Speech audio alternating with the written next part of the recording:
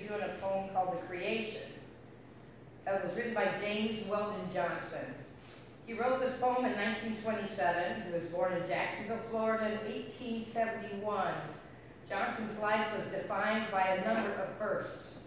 He was the first African-American author to treat Harlem and Atlanta as subjects in fiction in the genre-crossing novel, The Autobiography of an Ex-Colored Man. Johnson edited the first book of American Negro poetry in 1922, the first anthology of African-American poetry in English. With his brother and fellow composer, he compiled and edited the first book of Negro spirituals in 1925, the first of a 2-volume collection of Black sacred songs. Johnson also was the first African-American poet to adapt the voice of the Black folk preacher to verse. This poem remains today a powerful and compelling literary achievement. It is a delightful work that pays homage to the book of Genesis and God, his wisdom and power.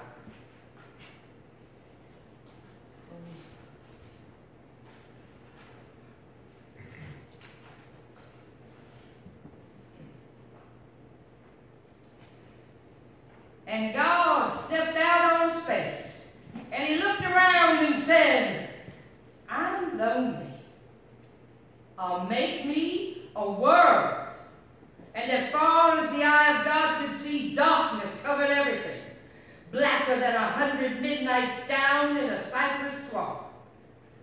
Then God smiled, and the light broke, and the darkness rolled on one side, and the light stood shining on the other side. And God said, that's good. Then God reached out and took the light in his hands, and God rolled the light around in his hands until he made the sun. And he set that sun ablazing in the heavens. And the light that was left from making the sun, God gathered it up in a shining ball and flung it against the darkness, spankling the night with the moon and the stars. Then down between the darkness and the light, he hurled the world. And God said, that's good. Then God himself stepped down, and the sun was on his right hand, and the moon was on his left. The stars were clustered about his head, and the earth was under his feet. And God walked, and where he trod, his footsteps hollowed the valleys out and bulged the mountains up. Then he stopped and looked and saw that the earth was hot and barren. So God stepped over to the edge of the world, and he spat out the 7 seas. He batted his eyes, and the lightning flashed. He clapped his hands, and the thunders rolled, and the waters above the earth came down. The cooling waters came down. Then the green grass sprouted, and the little red flowers blossomed.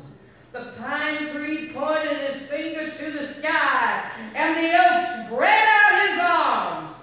The lakes cuddled down in the hollows of the earth, and the rivers ran down to the sea. And God smiled again, and the rainbow appeared and curled itself around his shoulder. Then God raised his arm, and he waved his hand over the sea and over the land, and he said, bring forth! Bring forth! And quicker than God could drop his hand, fishes and fowls and beasts and birds swam the rivers and the seas, roamed the forests and the woods, and split the air with their wings. And God said, that's good! Then God walked around. And God looked around on all that he had made.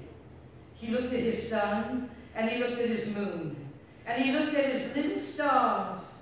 He looked on his world with all its living things, and God said,